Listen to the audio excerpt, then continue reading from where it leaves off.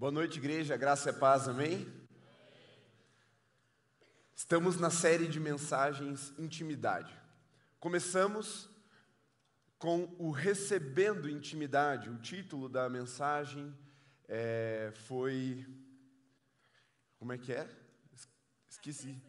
Acesso Irrestrito. Eu dei o nome da mensagem e esqueci. Acesso Irrestrito. Fala sobre a intimidade que nós recebemos por causa do sacrifício de Jesus. Preste bastante atenção nos verbos que eu vou descrevendo aqui. Então, primeira coisa, recebemos a intimidade. A segunda mensagem foi sobre desenvolver intimidade. Então, o desafio de nós sairmos do pátio, entrarmos no lugar do Santíssimo com intimidade através da palavra, da oração e das obras que nós praticamos. E a mensagem é: eu só imito quem eu conheço. Ou seja, ao conhecer a Deus, eu posso imitá-lo, e ao imitá-lo, eu vou desenvolver obras de santidade, boas obras, para que as pessoas vejam e glorifiquem ao Pai que estás nos céus.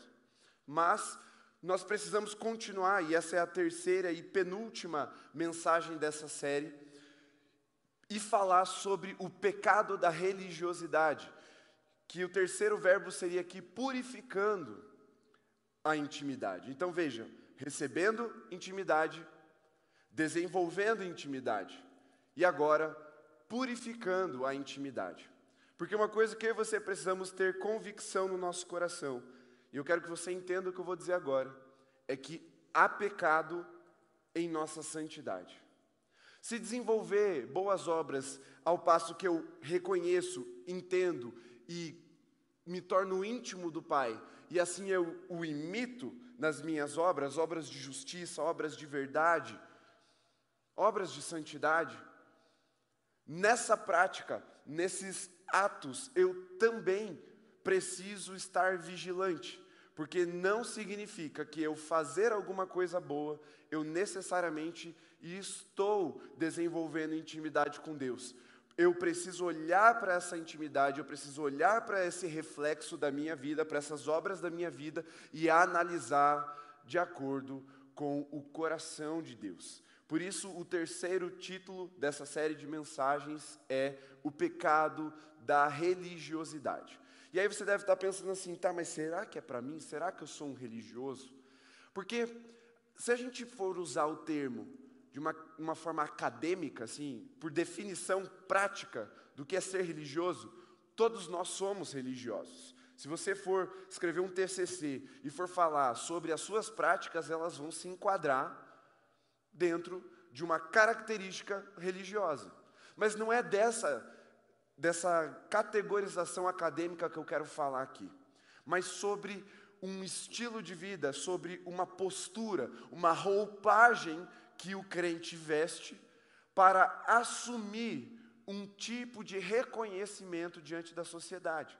E essa religiosidade, ela contrapõe a intimidade. Então, o oposto de religiosidade para nós aqui é intimidade. Então, com religiosidade, ninguém desenvolve intimidade. E nós vamos entender melhor isso essa noite. Mas para você saber se essa mensagem é para você ou não, eu quero te fazer duas perguntas. E você vai responder para si mesmo, e você vai ver que essa mensagem é para mim, essa mensagem é para você. E se você olhar para o lado, você vai ver essa mensagem é para essas pessoas também. A primeira pergunta é: quem aqui já pensou que, por estar ali numa semana ou num mês, em que você leu mais a Bíblia, você veio em todos os cultos, você serviu, você orou por alguém e a pessoa foi ministrada com uma cura ou uma resposta de Deus, você cumpriu a lei, você deixou de lado os seus pecados, você vigiou a sua língua, você não mentiu, você vigiou os seus olhos, o seu coração, aquela semana que você fala assim, cara, não é que eu sou crente mesmo? Sabe aquela semana? Então, se você que já viveu um período assim, não precisa ser a semana inteira, às vezes você só conseguiu um dia, mas no final do teu dia, ou no final da tua semana, você chega diante de Deus e fala, cara, eu vou orar e Deus vai ter que me ouvir. Ou, não, hoje Deus vai me ouvir mais, porque essa semana eu fui bom.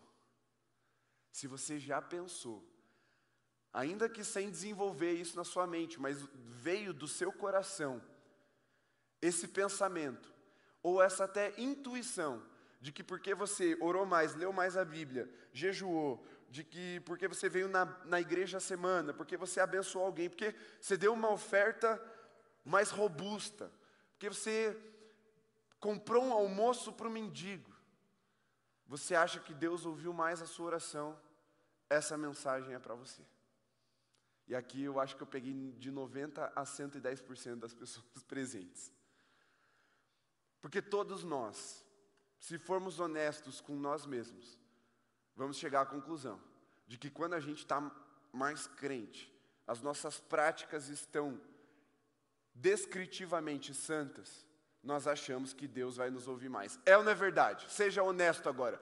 É verdade ou não que a gente pensa que Deus vai nos ouvir e responder mais? Sim, a gente pensa. Mas tem uma segunda pergunta que é só para terminar de chutar o cachorro morto. Só para derrubar quem acha que ainda está de pé. Se você acha que alguém pensou que você é mais crente, porque a sua demonstração das suas práticas de fé, porque você levantou a mão no louvor, porque você orou em voz alta, até soltou uma rajada de línguas ali, uau. Se você acha que alguém pensou que você é mais crente por causa disso, deixa eu te dizer que você também precisa ouvir essa mensagem. E aqui a gente pegou todo mundo de novo. Eu já pensei que as pessoas pensaram que eu sou mais crente porque eu vim pregar, porque eu sou pastor. E a gente pensa mesmo, que Deus acha que a gente é mais crente. E a gente pensa também que as pessoas olham para nós e passam a nos reconhecer mais por causa dessa roupagem, dessa vestimenta de religiosidade que nós colocamos. E para nós entendermos melhor, o que é que Jesus fala sobre nós? Porque quando eu digo essas pessoas, parece que a gente consegue dar uma desviada e olha para o lado e fala, o irmão aqui vai receber hoje. Mas na verdade é sobre nós mesmos. A gente precisa ler o que está escrito lá em Lucas 18, então abra sua Bíblia no Evangelho de Lucas, capítulo 18. A minha versão é NAA, você pode acompanhar pela sua. Nós vamos ler a partir do verso 9. É uma parábola que Jesus conta. A parábola, ela é uma história inventada, mas plausível, ou seja, ela tem toda a conexão com a realidade. Não é uma fantasia, não é uma imaginação, também não é uma alegoria. Parábola é uma história inventada para fins didáticos, para fins de ensinamento. Então, tudo que está numa parábola é possível de acontecer na vida real. E a intenção de Jesus ao conectar o ensinamento ao coração das pessoas é exatamente esse nas parábolas. É de fazê-las enxergarem com facilidade. Porque digamos que Jesus começasse aqui e você vai ver que a parábola é sobre os publicanos, ou seja, os pecadores, e um fariseu, ou seja, os religiosos. Se Jesus chegasse e falasse assim, eu vou falar sobre a donzela em perigo e o dragão, ninguém ia falar, eu sou o dragão. As pessoas facilmente se deslocariam do ensino e falariam, não, isso não é para mim. Mas Jesus, ele conta uma história que conecta diretamente o ensinamento com o coração dos ouvintes. Então ele está assim diante de religiosos como eu e você. Entenda, calma, a gente já vai ser liberto disso. Até o final da mensagem está tudo bem você ser chamado de religiosos a fins didáticos. A gente já vai sair disso. Mas também Jesus estava diante dos pecadores. E talvez você chegou aqui se entendendo como um dos pecadores dessa parábola. E você vai ou se colocar num lugar assim, estou mais para religioso mesmo. Ou você vai chegar do outro lado e falar assim, cara, eu sou tão miserável, eu estou tão regado nos meus pecados, estou tão atolado no lamaçal do pecado que, na verdade mesmo, eu não consigo nem pensar que eu sou religioso, eu só sou um pecador miserável mesmo. E esse ensinamento dessa parábola é para esses dois grupos. E nós vamos nos encaixar em um desses grupos. E a ideia é que a palavra de hoje nos purifique. Purifique o que nós entendemos como intimidade com Deus. Nos leve a um lugar de liberdade das aparências. Mas eu não vou focar nas aparências. Se você quiser aprofundar nisso, você vai no YouTube, lá no canal da Alameda. Você vai pesquisar a mensagem que eu ministrei ainda esse ano, eu acho que no primeiro semestre. O diabo do Instagram. Se você quer saber mais sobre o peso das aparências, sobre a sequidão que nós rendemos a nossa alma quando vivemos de aparência, você vai voltar no YouTube e vai escrever lá, o diabo do Instagram, Jefferson Dege Alameda. Você vai achar essa mensagem. Eu preguei tanto no sábado quanto no domingo. Porque eu não quero focar na aparência agora. Eu quero focar em uma raiz da religiosidade. A aparência é um fruto, é uma consequência da religiosidade.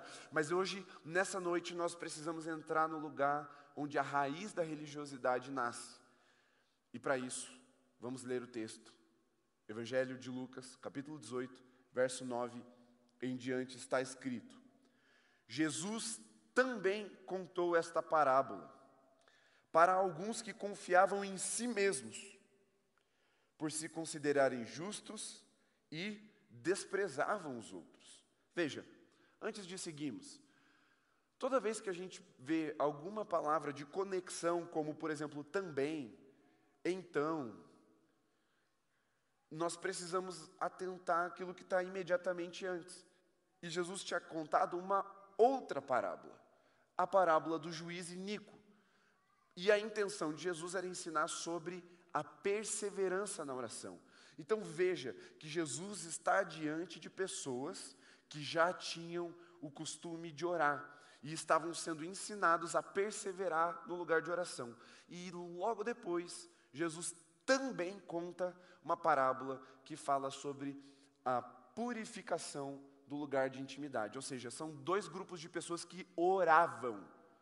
Já tinham desenvolvido uma disciplina espiritual que nós aprendemos na série, na mensagem passada, no sábado passado, falando sobre a intimidade desenvolvida por meio da oração. Veja, eles já tinham essa prática, já tinham desenvolvido essa disciplina. Agora eles precisam aprender a purificar aquilo que já havia sido desenvolvido. Recebido em primeiro lugar, desenvolvido pelas disciplinas espirituais, mas agora há uma chamada de Jesus. Ei, purifica, porque dá para imitar, dá para fingir. E nós vamos entender agora.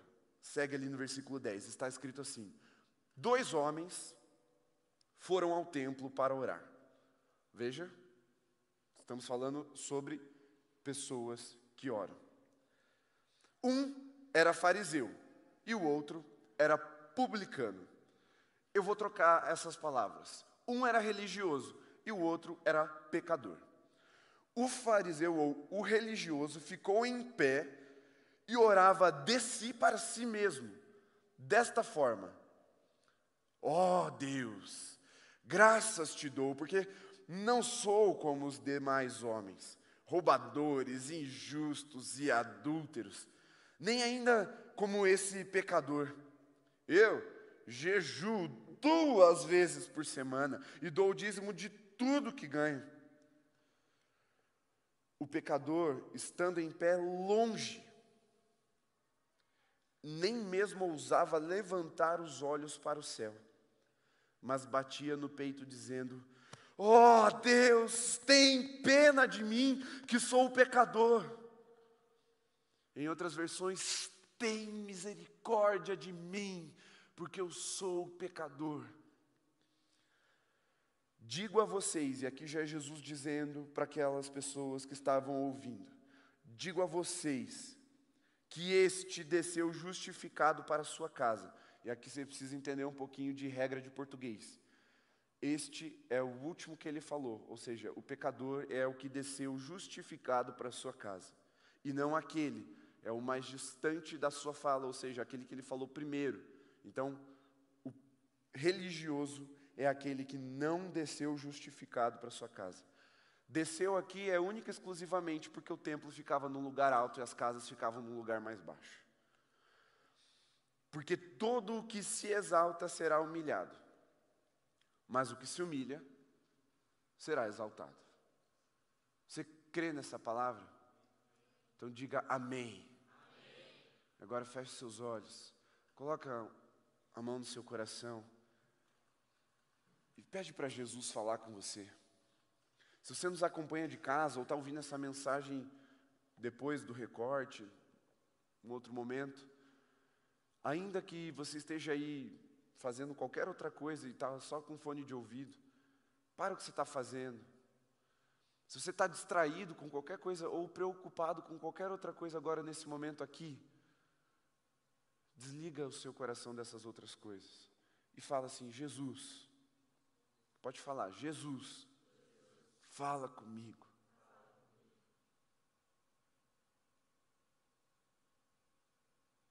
Eu apresento o meu coração, sem qualquer roupagem, sem qualquer religiosidade. Quebranta-me, em nome de Jesus. Amém. Amém, muito bem. Você percebe que os dois estão no templo e os dois estão lá para fazer a mesma coisa. O pecador e o religioso foram ao templo para orar. Eles foram ao templo para buscar a presença de Deus de alguma forma. Um se apresenta diante de Deus com as suas obras, ou seja, eu jejuo 2 vezes, eu oro, eu dou dízimo de tudo que eu faço, eu não roubo, eu não sou injusto, eu não sou igual a se outros aí. Minha oferta é da boa mesmo. E o outro chega diante da presença de Deus e claramente nós percebemos que ele está com medo. Ele tem temor. Ele longe, ou seja, ele está distante do lugar santíssimo. Ele percebe o seu pecado e por isso ele não se aproxima do lugar da intimidade, do lugar da presença, do lugar santíssimo, o santo dos santos. E em alta voz, ele confessa o seu pecado, e mais do que a sua prática pecaminosa, percebe que ele reconhece o seu estado existencial. Eu sou o pecador, e ele bate no peito, sem vergonha do que os outros estão pensando, mas temendo a santidade de Deus, temendo o lugar da intimidade, por isso distante. Deixa eu te dizer uma coisa que você não percebeu. Os 2 homens dessa parábola, preste bem atenção, o pecador e o religioso, estão ali, movidos pelo medo. Deixa eu te mostrar por quê. O religioso, ele chega e ele não abre o seu coração. O que é que ele apresenta diante da santidade de Deus? Suas obras. Ele se veste de religioso. Ele apresenta suas práticas com a intenção de que Deus não olhe ao seu coração, mas que Deus preste atenção naquilo que ele fez e não naquilo que ele é. Para que Deus preste atenção naquilo que ele está mostrando às pessoas, aquilo que ele tem para evidenciar, mas ele não tem coragem de se apresentar diante de Deus aqui, entre aspas, nu. Essa nudez de coração. Ele se veste das suas obras, ele se ornamenta da sua religiosidade para ir até a presença de Deus. Ele até aparenta ter mais coragem, mais ousadia para entrar no santo lugar, mas ele ainda para lá de pé, sem reconhecer que o lugar santo exige reverência, exige entrega. Ele provoca no coração do homem quebrantamento, sem de fato conectar com Deus. Por quê? Porque nós já aprendemos que santidade, ou melhor, intimidade não se conquista, intimidade se recebe. E toda vez que nós tentamos entrar no lugar de intimidade com Deus, por meio das nossas obras, nós estamos falhando. E nós estamos dizendo não para o sangue e para a obra de Jesus na cruz. E estamos assumindo um lugar de sermos suficientes ou autossuficientes. Ou seja, eu não confio Em outras palavras, eu não tenho fé na obra de Jesus. Eu preciso chegar diante de Deus e falar o quanto eu sou bom para que Ele ouça a minha oração e me abençoe. E eu sei que eu e você já passamos por isso. Eu passo essa semana. E um amigo meu, pastor, me ligou, mandou um áudio, na verdade, e vocês sabem que a minha relação com o áudio no WhatsApp não é muito boa. A minha vontade era... Ele nem mandou oi, ele só mandou o áudio. E eu... Ai, Jesus. Tá, vou ouvir. E eu ouvi. E ele falou assim, mano, a gente pode se encontrar essa semana? Queria ter um tempo com você. Eu falei, claro. Né? Ele, então... Mas eu nem queria tanto conversar.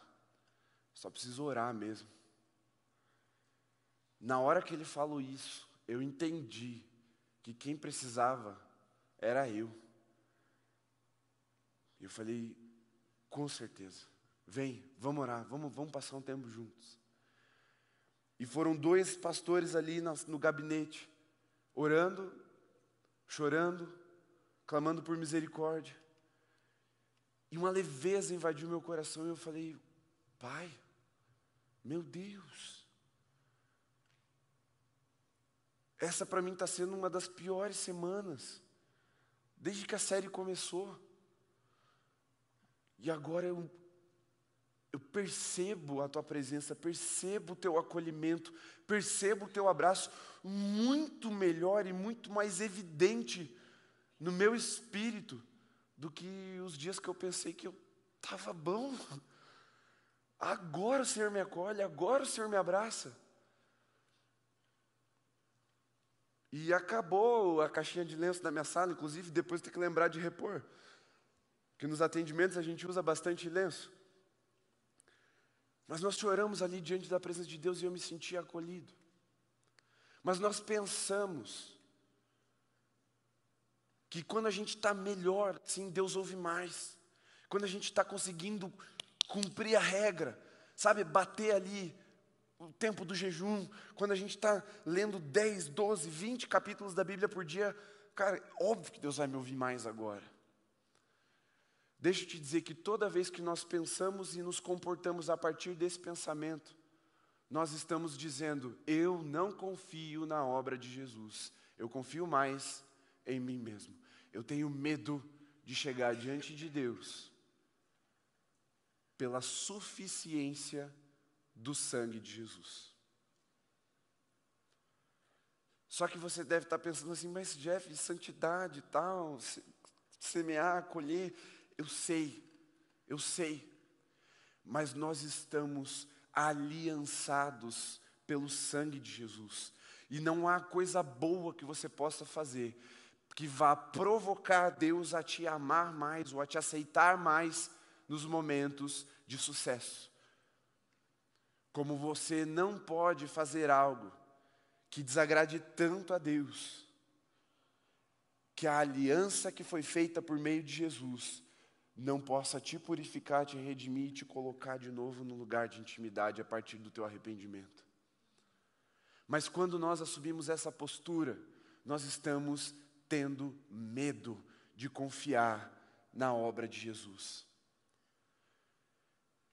Por isso que Jesus fala que o religioso orou de si para si mesmo.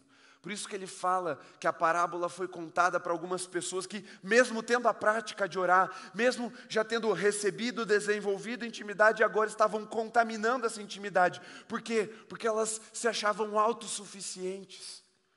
E a tendência do coração humano é sentar-se de novo no trono da sua própria vida. Não, Jesus é rei, mas ele é tipo sub-rei. Eu sou rei de verdade. Você não admite, você não verbaliza. Quando você pensa, você quase faz o sinal da cruz sem saber fazer.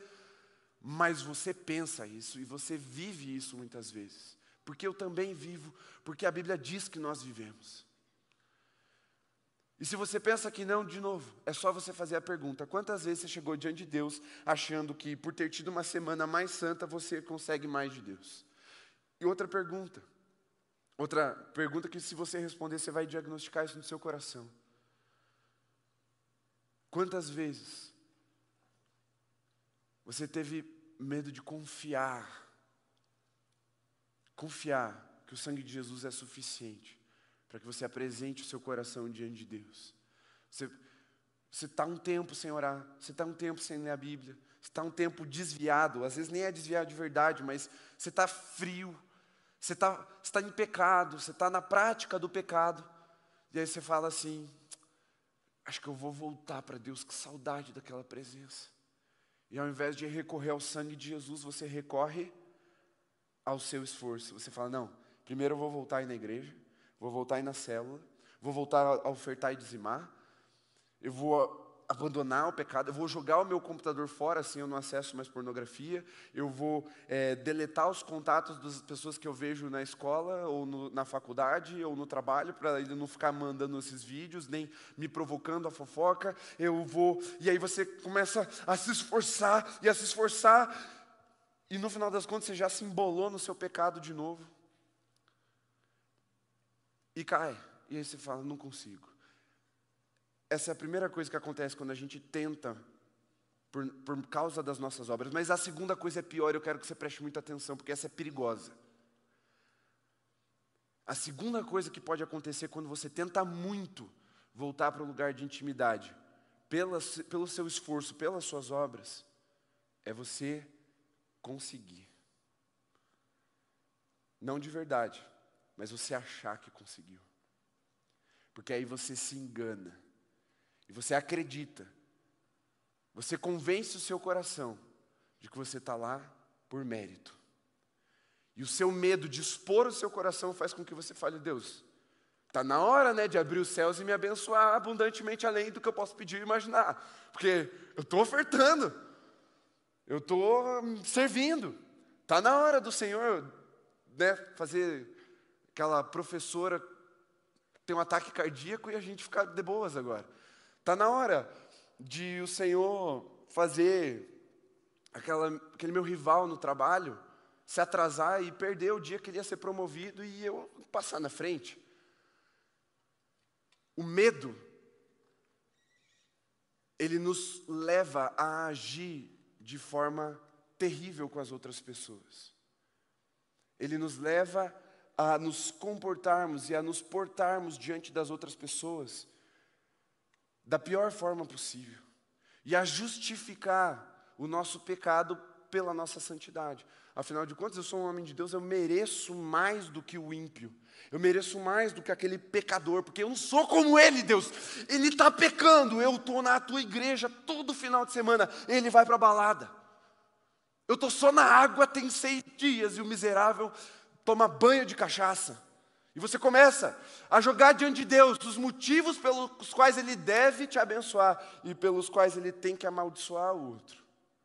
Porque, afinal de contas, você não é como o pecador. Isso te leva ao pior lugar que tem.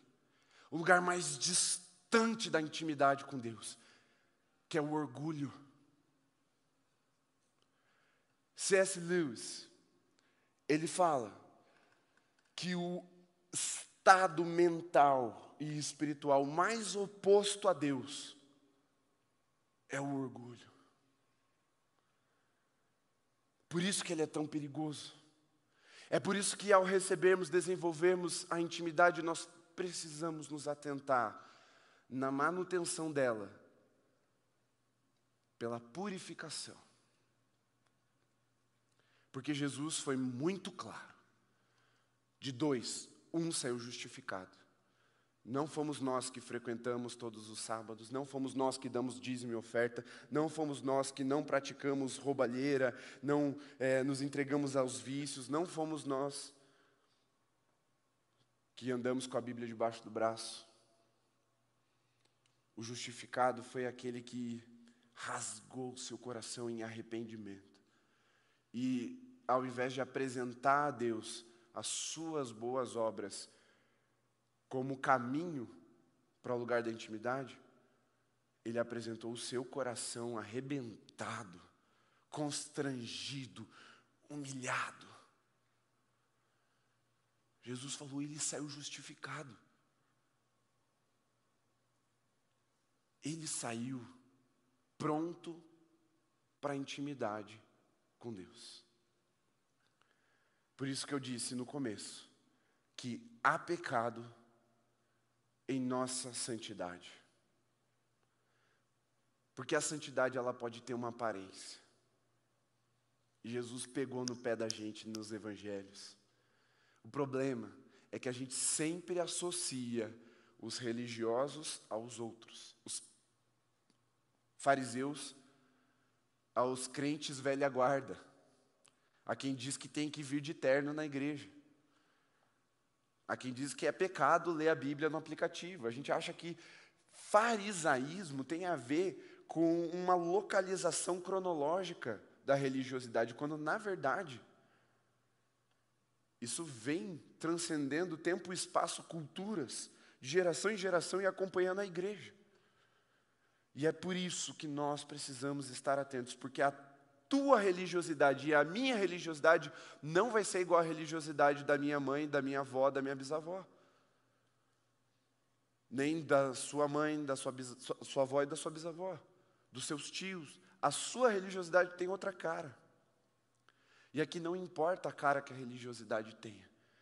O que nós precisamos entender é que nós só vamos chegar diante de Deus, de verdade, entrando no lugar da intimidade, por meio da fé.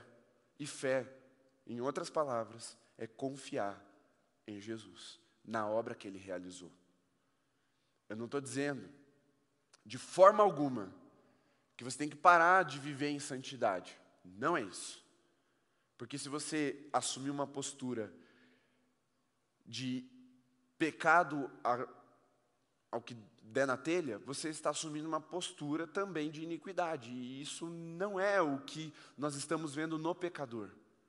O que Jesus está destacando no pecador não é o quanto ele pecava para ser aceito. Porque isso também seria um tipo de obra humana, só que é pior ainda, em termos das obras.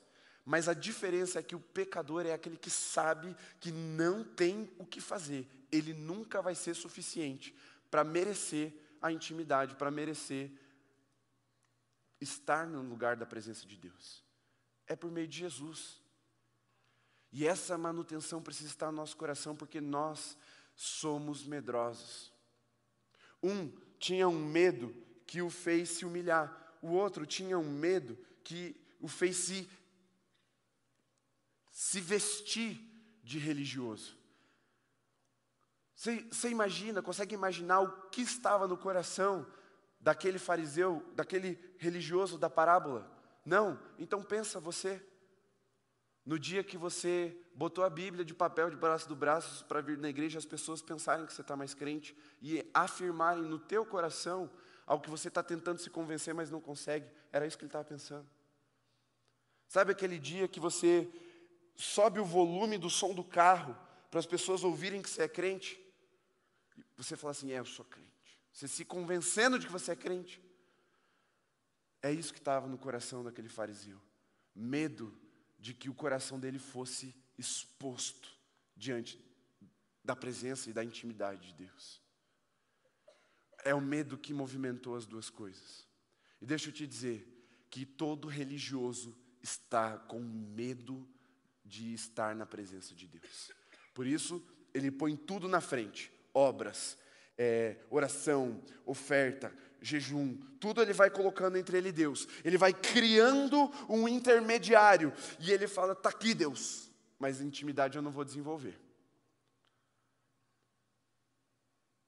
Você está encontrando alguma similaridade no seu comportamento? Eu não estou dizendo que você mas muitas vezes você se faz de, porque eu também me faço de. E eu percebo isso com muita facilidade.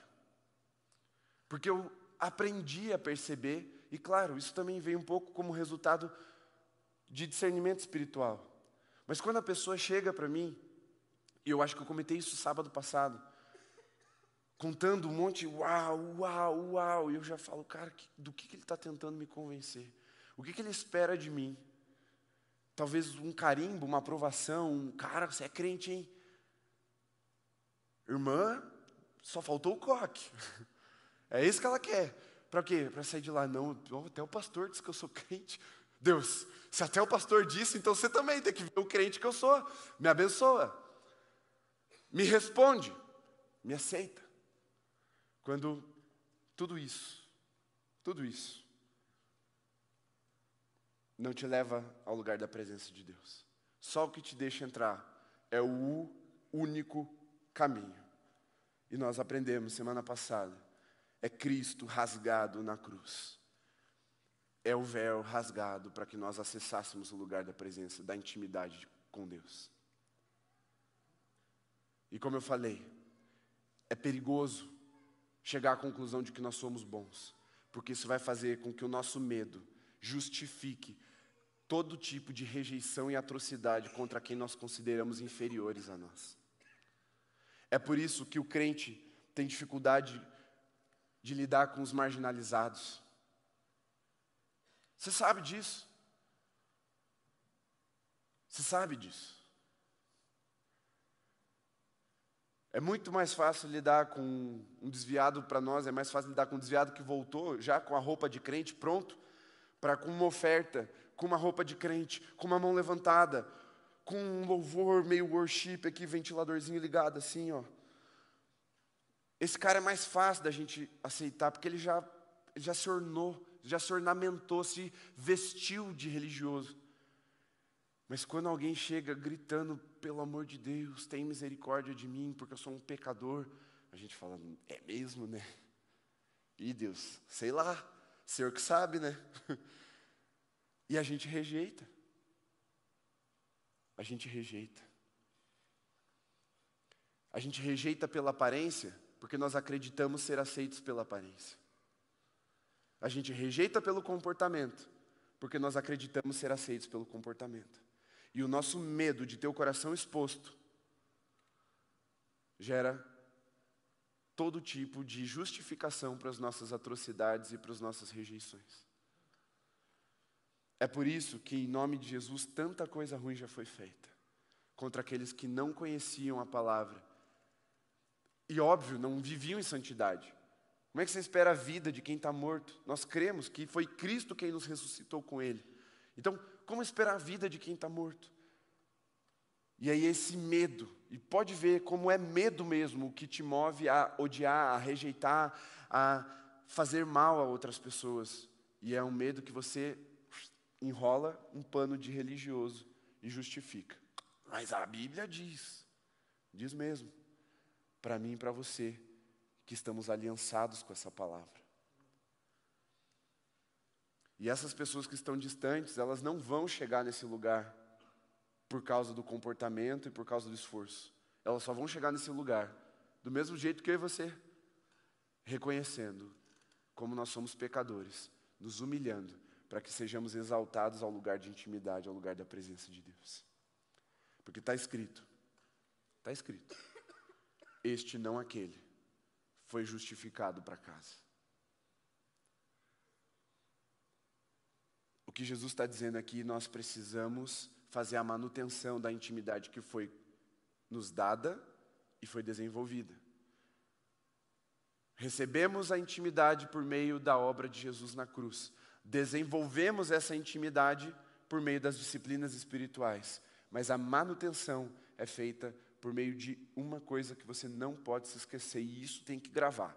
Se você quiser rabiscar na capa da tua Bíblia, na tua testa, na tua mão agora, se você quiser mandar mensagem para você mesmo, se você, sei lá,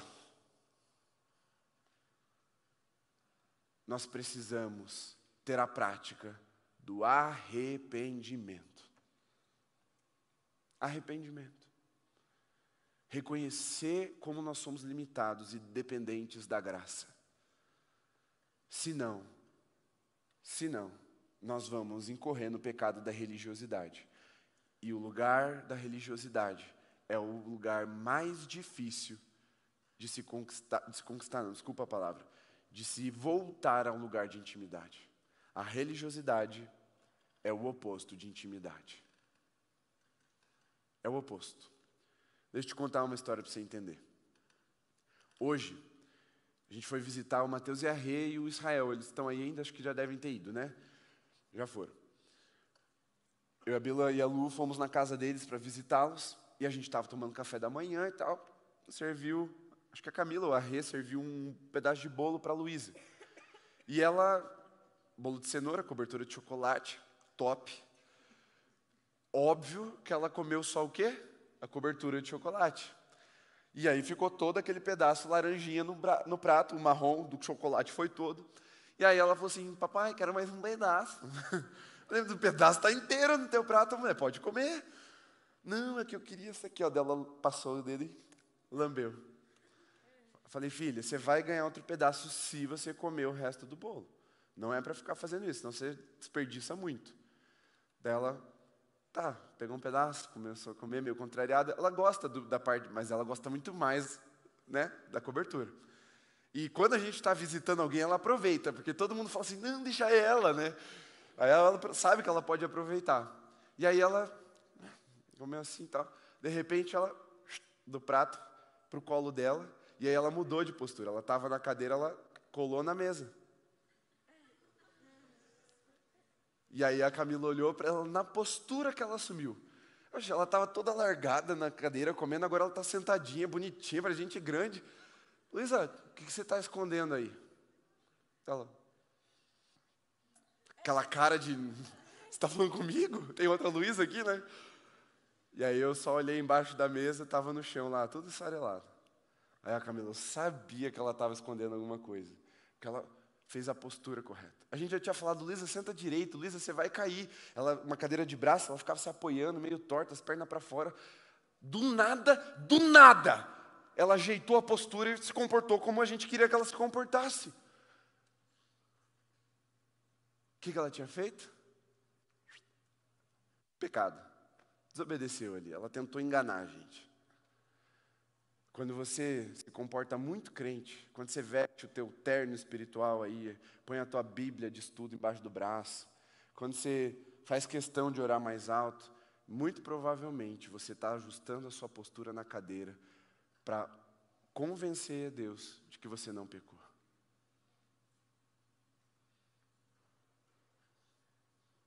Não precisa vir falando palavrão para a igreja não, irmão. Mas se você exagerar nos glória a Deus, nos aleluia, talvez é porque você esteja se vestindo de religioso para esconder algo de Deus. Mas o que eu posso te dizer, que se eu e a Bila, como pais terrenos, miseráveis, conseguimos olhar para a postura da Luísa e reconhecer, não tem a menor dúvida de que Deus está vendo. E isso não é um chavão crente, Deus realmente está te vendo. Não é para botar medo em você, ó, Deus está vendo, hein? Não, Deus está vendo, pronto. Não tem o que fazer para mudar isso. Não tem vestimenta que encubra aos olhos de Deus o nosso coração. E há uns tempo atrás foi curioso, porque a gente até contou, diante dessa situação, hoje contamos para o Mateus e para a Rê, uma coisa que a Luísa fez há um tempo atrás, uns meses atrás. Ela estava apoiada com os cotovelos assim, em pé, do lado do braço do sofá e tomando iogurte. Aquelas bandejinhas maiores assim. Se eu não me engano, eram aquelas que viram as bolinhas, que fica crocante assim, sabe? E aí ela virou, de um lado fica mais pesado, do outro fica mais leve. E eu não sei, que ela soltou a colherzinha, virou o iogurte no braço do sofá e esparramou. O que a Luísa fez? Ela botou as duas mãos em cima do iogurte e debruçou em cima, assim, ó. E o pior, ela tentou limpar, esparramando o iogurte no braço do sofá. Assim. Mas ela jurava que ela estava escondendo alguma coisa, porque ela com as pernas penduradas sobre o braço do sofá, olhando assim para a gente, esparramando o iogurte. A Camila falou, Luísa, você derrubou o iogurte? A resposta dela foi o quê? Não. Estou expondo minha filha, desculpa, Lu, ela está me ouvindo em casa talvez. Né? Ela falou, não. Aí a Camila virou para mim, amor, vem aqui ver. Eu saí da cozinha, entrei na sala, daí eu falei, ih. Falei, Luísa, o que você fez dela? Nada.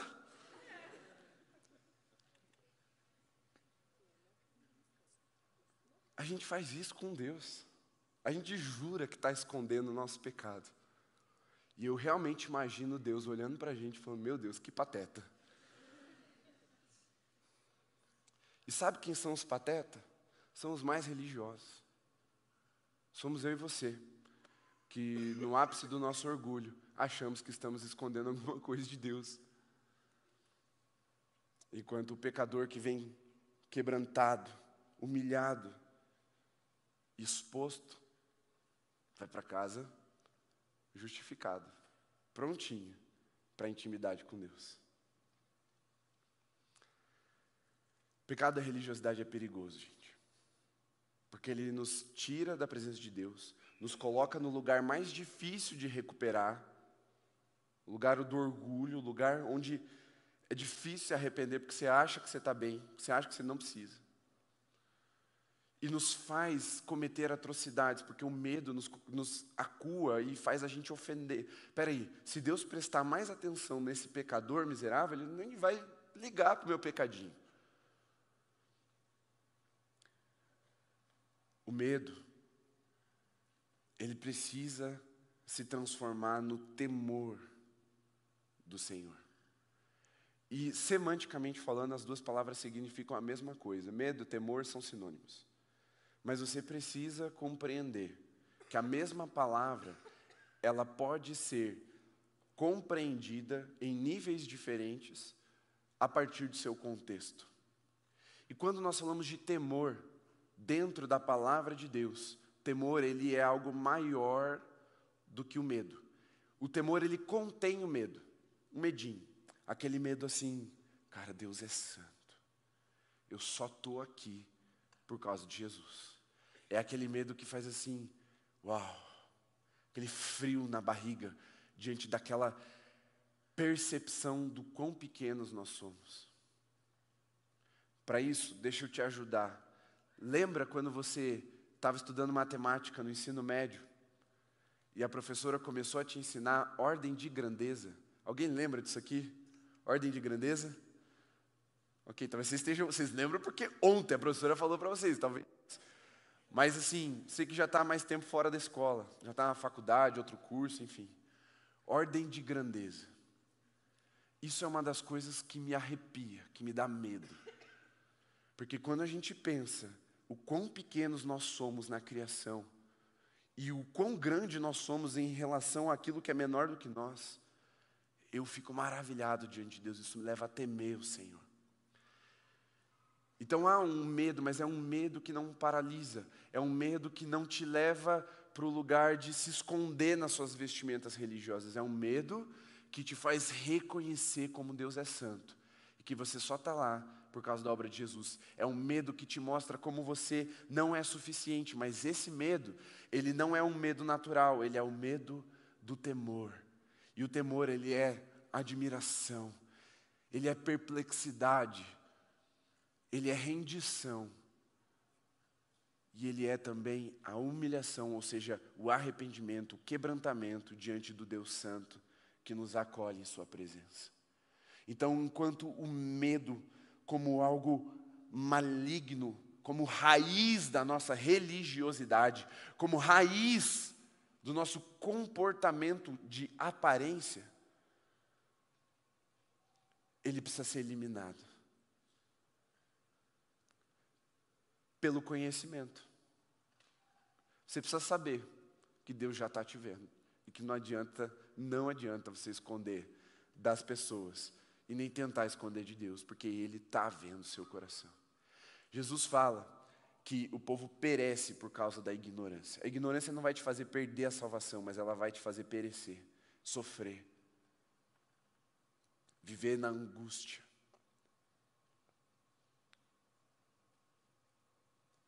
Então você precisa saber disso e confiar que quando você entra na presença de Deus, é só por meio do sacrifício precioso de Jesus. Você pode estar muito bem, ou você pode estar muito mal. Você só está lá por causa de um mérito, e esse mérito é de Jesus. Está claro aqui, gente? Todo mundo entendeu? Recebemos intimidade. desenvolvemos intimidade, purificamos essa intimidade com arrependimento. Com arrependimento. E se você nessa noite se entendeu mais como pecador do que como religioso, deixa eu te dizer uma coisa. Jesus fala, lá na carta, ou no livro do Apocalipse, numa das cartas às igrejas da Ásia Menor, ele fala: vocês deixaram o primeiro amor. Lembrem-se de onde caíram, se arrependam e voltem para lá. Não é para você voltar lá no início, não é para você voltar quando você não conhecia Jesus, é para você voltar da onde você caiu. O problema é que muitas vezes nós somos capturados, no sentido de um cativeiro espiritual mesmo, por Satanás, pelo acusador, num lugar de culpa, e a gente fica sempre achando que tem que voltar lá no começo, quando a gente tem que voltar é onde a gente caiu. E aí você volta lá no começo, volta lá no começo e fica esse ciclo vicioso, você fica capturado no deserto.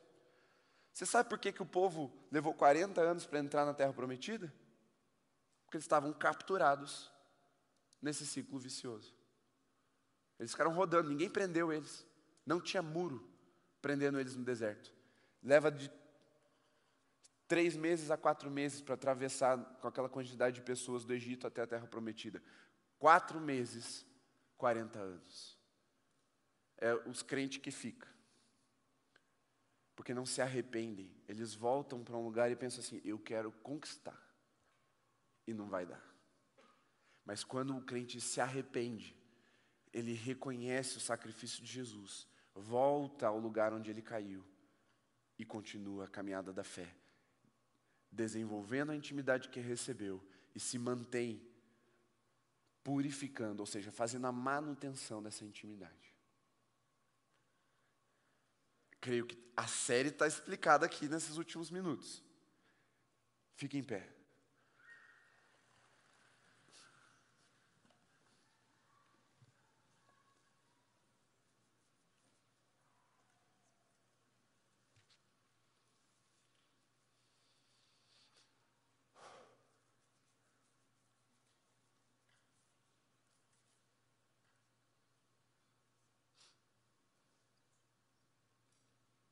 Talvez agora seja o maior teste para a sua religiosidade.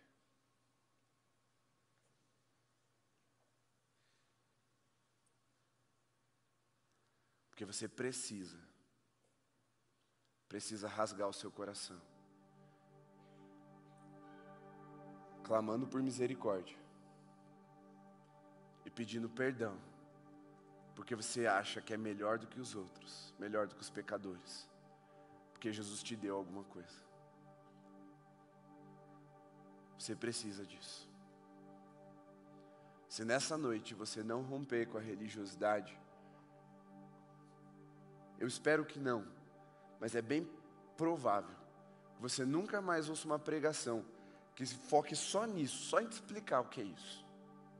Normalmente, religiosidade é um pecado citado numa lista de pecados e passa batido. Eu mesmo não gosto de pregar sobre isso, gente. Eu sou muito denunciado. Quando Deus quer falar sobre isso, eu passo a semana mal, miserável.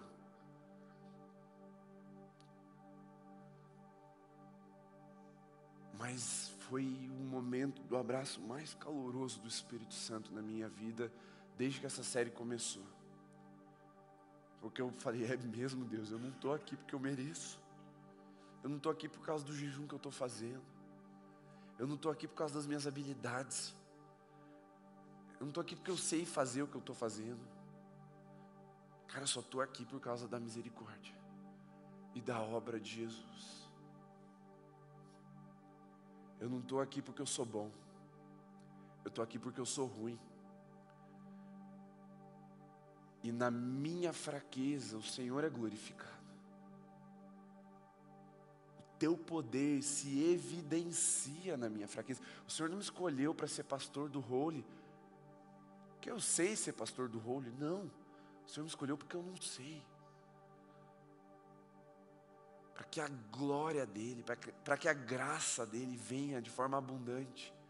E deixe claro, escrito na minha testa, no meu coração: miserável sendo salvo, pecador sendo usado, porque o Pai é gracioso, o Filho é fiel e o Espírito Santo é acessível.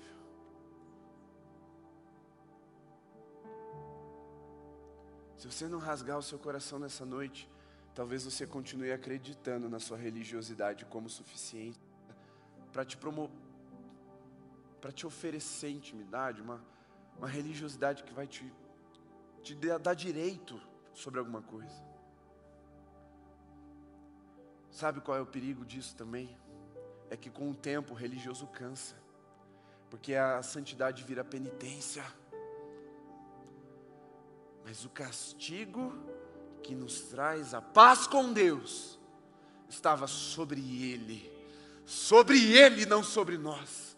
Santidade não é penitência, jejum não é penitência, ler a Bíblia, acordar mais cedo para ler a Bíblia não é penitência, horas de oração não são penitência, renúncia não é penitência, tudo isso é liberdade para a glória de Deus.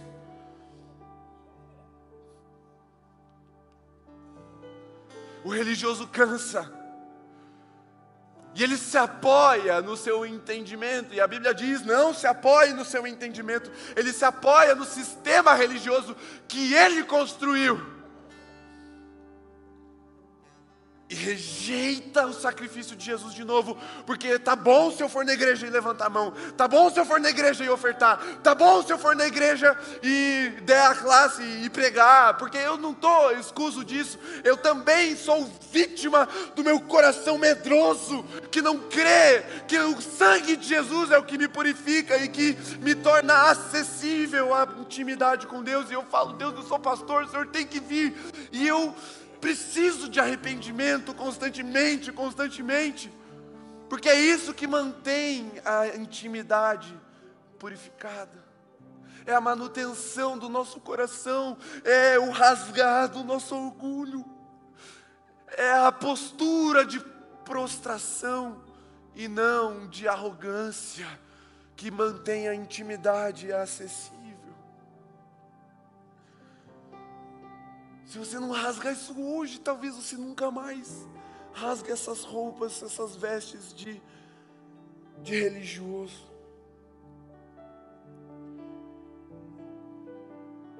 E aí você passa a vida acreditando que está justificado pelas suas obras. Mas a palavra de Deus é taxativa. A salvação é pela fé, não por obras, para que ninguém, nenhum homem, nenhuma mulher se glorie dos seus feitos e se envaideça diante do único que é santo, glorioso e digno de receber todo o reconhecimento, toda a honra, toda a glória, todo o poder, Jesus Cristo, o Cordeiro que tira o pecado do mundo.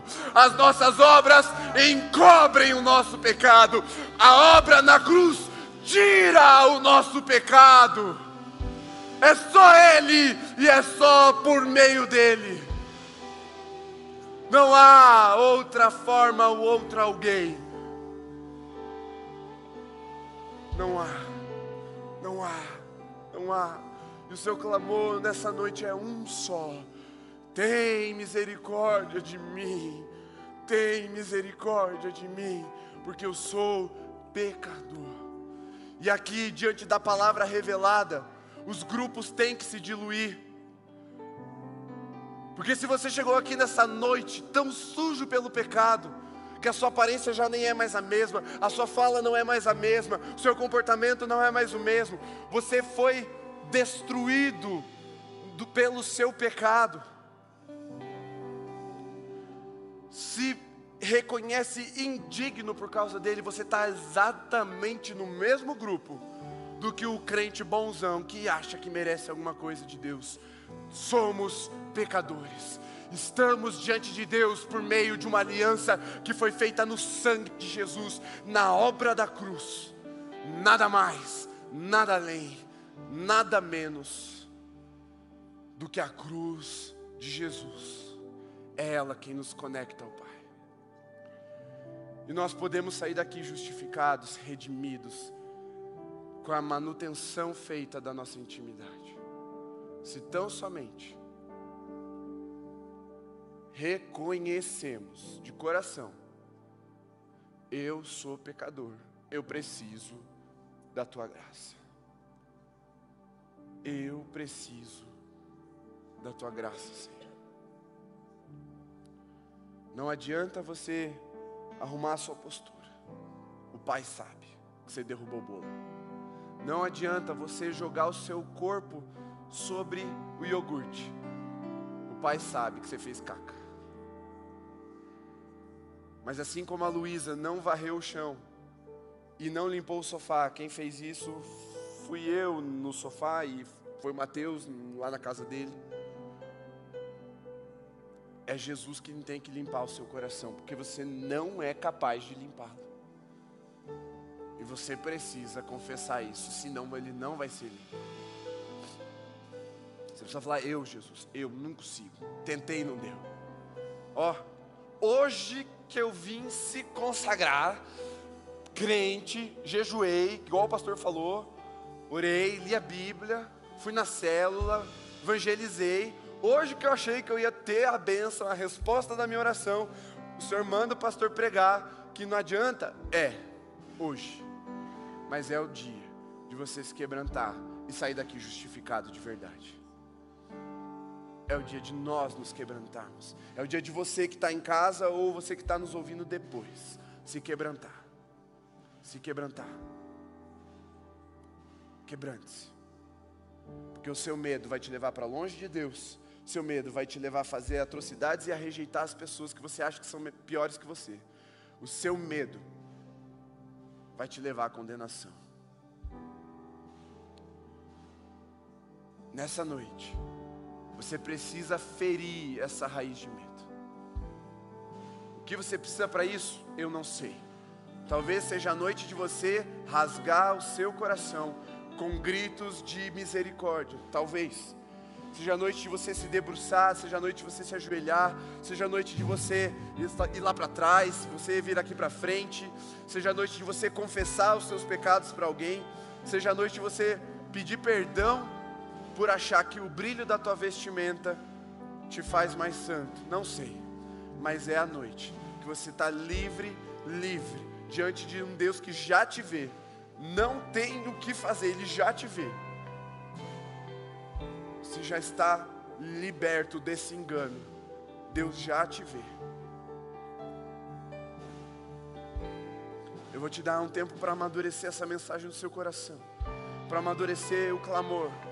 Enquanto nós ministramos essa canção ao Senhor, você pode orar, esquadrinhar o seu coração, olhar para a sua semana, olhar para o seu comportamento, mas também olhar para a sua alma. Em nome de Jesus, que o espírito de revelação e sabedoria seja derramado sobre você agora, e você tenha uma autopercepção, seja capaz de analisar com o auxílio do Espírito aquilo que está no seu coração agora, em nome de Jesus.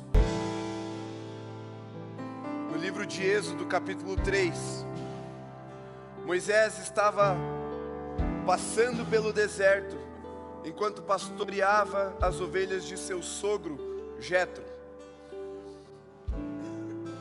E ele prestou atenção em uma sarça que queimava e não se consumia. O pastor Luiz Wagner já nos ensinou aqui. A sarça queimar não era o excepcional da coisa. Ele estava num deserto. A sarça é um arbusto seco que corriqueiramente entra em combustão por causa do calor do deserto. A sarça queimando não era o excepcional. O excepcional era que a sarça não se consumia com o fogo. Ela queimava, mas não virava carvão. E quando Moisés se aproxima dessa sarça, ele percebe que há uma voz vindo daquela sarça. E a voz diz para ele: Moisés, tira as sandálias dos teus pés, porque esse lugar onde você está entrando, ele é santo. Talvez para você o culto não seja o excepcional, você está acostumado a vir em culto. Mas se nessa noite você percebeu que Deus falou com você, e você quer reconhecer que a sua vestimenta de religiosidade foi rasgada, eu vou te convidar a tirar os seus sapatos agora. Não tenha medo do seu chulé. Problema do outro, problema nosso, não tem problema nenhum na verdade, porque o ranho tapa, tá ótimo. Se você reconhece que nessa noite as suas vestes elas foram retiradas, as vestes de religiosidade, aquilo que você tentou usar para convencer Deus de que você merecia algo ou a intimidade, tire os seus sapatos. Faça isso num ato profético. Mas eu gostaria que, se você puder, olhasse para o seu sapato agora, para o seu tênis, para a sua sandália. Está todo mundo de tênis, bota. Mas olhasse agora e encarasse isso por alguns segundos. E aí você olhasse para o seu pé por alguns segundos. Não importa o quanto você use o seu tênis, o seu pé é o que você é você ali dentro. Não importa os seus comportamentos, se o que tiver dentro, aquilo que você estiver escondendo, não for genuíno diante de Deus. Não importa o quanto você se esforçou para parecer bem, para ser estiloso diante de Deus, no final das contas, você só vai se aproximar se você tirar o teu sapato. Só que eu estava lendo essa semana que quanto mais nós usamos sapatos fechados, mais o nosso pé ele é deformado. Ele vai enquadradando ali, ficando mais chato, mais apertado. Nossos dedos. Isso afeta desde as crianças que usam muito tênis até os adultos. E o que acontece é que quando nós nos vestimos de religiosos por muito tempo, isso deforma a nossa identidade. E talvez você precise ficar algum tempo com o pé para fora, antes de você conseguir andar livremente de novo, antes de você sentir novamente como você sentia, o prazer da liberdade. Porque uma coisa que o curitibano sabe bem, a gente tem medo de andar descalço porque a gente anda muito de tênis. A gente sempre acha que vai ter uma pedrinha que vai machucar o pé. A gente sempre acha que o chão vai estar gelado, a gente vai pegar gripe. A gente acha um monte de coisa porque é do clima. Mas isso ilustra a nossa vida com Deus. Às vezes a gente fica tanto tempo confiando na nossa religiosidade, que quando experimentamos a liberdade, o medo começa a voltar. Vixe, será que eu posso confiar mesmo nesse pé? Será que esse chão é para eu pisar mesmo? Mas e se tiver um galho? E se tiver um espinho? Vai me machucar. Se eu pisar numa pedra, vai doer? Vai. Porque é você de verdade caminhando. É você entrando em contato com a santidade da presença de Deus. Só que a ferida na presença de Deus é uma ferida para a vida. Como Agostinho falou, feriste-me com a tua palavra e eu vivi.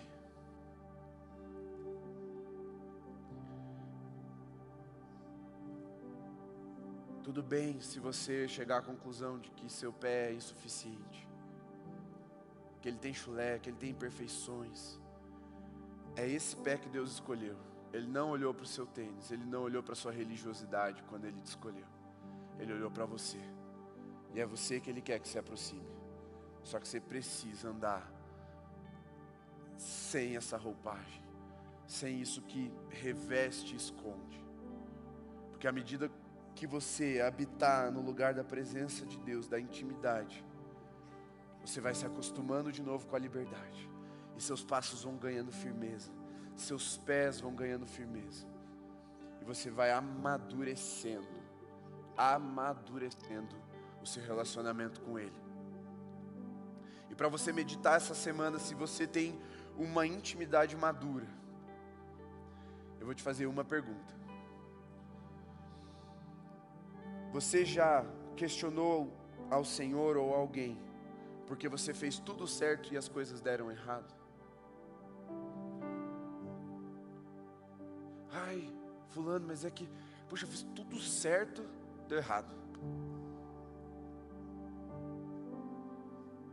Se você já fez esse questionamento para Deus ou para alguém, você ainda está num lugar de imaturidade no relacionamento com Deus, e nós vamos falar um pouco sobre isso semana que vem. Mas é para você meditar nessa semana. Semana que vem você vai entender como amadurecer na fé. Eu vou compartilhar essa senha com você. E a gente fecha a série Intimidade.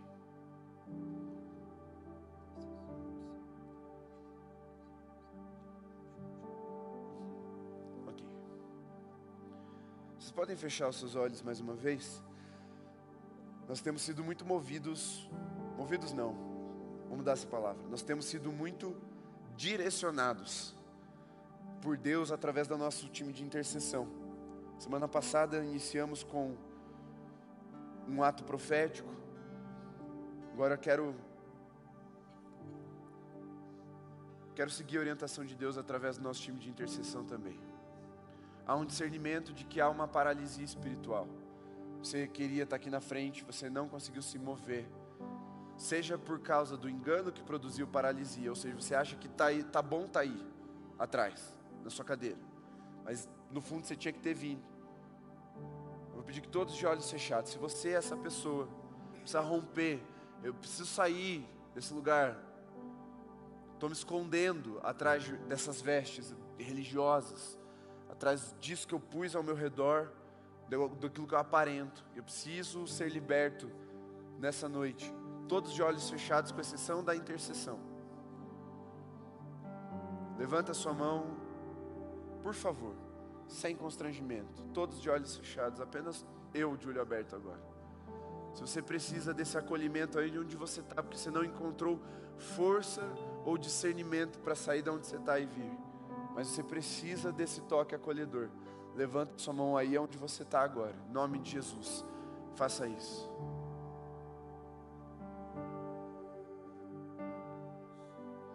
A equipe de intercessão pode se aproximar, por favor.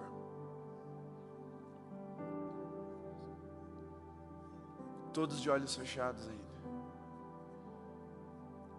A intercessão vai quebrar toda a paralisia espiritual. Não se quebra a paralisia espiritual com pancada. Você quebra a paralisia espiritual ministrando vida. Paralisia é a ausência de movimento. Então você ministra vida, ousadia, amor, para que o medo seja vencido. Não se vence medo com coragem, se vence medo com amor, porque é o perfeito amor que lança fora todo medo. E nós estamos ministrando agora, Senhor, o Teu amor sobre a Tua igreja, para que o medo seja lançado fora agora, em nome de Jesus. Espírito de amor, venha sobre nós, venha sobre os nossos corações, acolha-nos, Senhor, num lugar de amor. Sopra a vida, movimento, quebrantamento, arrependimento, Senhor, em nome de Jesus. Mais, Senhor, mais.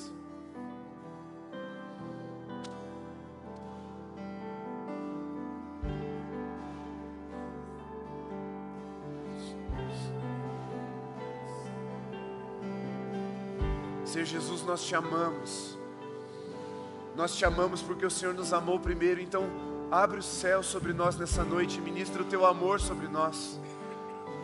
O Teu amor que nos liberta, o Teu amor que nos lava, o Teu amor que nos purifica, o Teu amor que nos redime, é o Teu amor que nos aceita, que nos traz para perto, é o Teu amor que nos salva, é o Teu amor que nos justifica.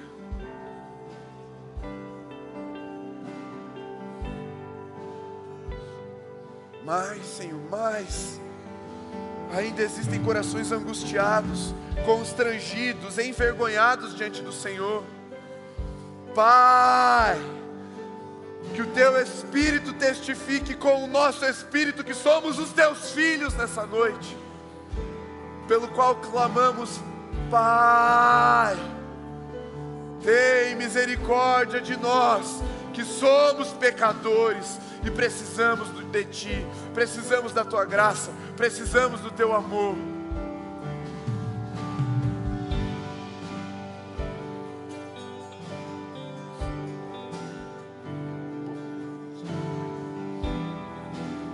Você pode declarar essa canção, oração ao Senhor: nada além do sangue, nada além do sangue.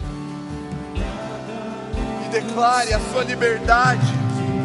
Você é livre, livre dessa vestimenta, livre dessa aparência, livre desse medo.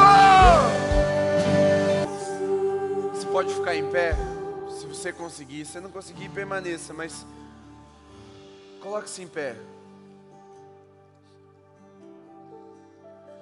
Existem duas formas de nós fazermos manutenção da intimidade, de purificar a nossa intimidade. Veja, se você tem carro, ou seu pai tem carro, sua mãe tem carro, sua avó tem carro, sei lá. Você sabe, tem duas formas de lavar o carro. Você pode lavar em casa, você vai dar aquele tapa, fez a manutenção, está mais limpinho. Mas quando você quer lavar o carro, para ele cheirar novo, para ele brilhar no sol, você precisa levar para alguém lavar para você. Ele vai ter os produtos certos, ele faz isso da vida, ele tem lá a VAP, espaço. A manutenção da nossa intimidade com Deus, ela é feita através do arrependimento e da confissão. Lavar o carro em casa. Mas às vezes é hora de você levar o seu coração diante de alguém e confessar, porque também está escrito: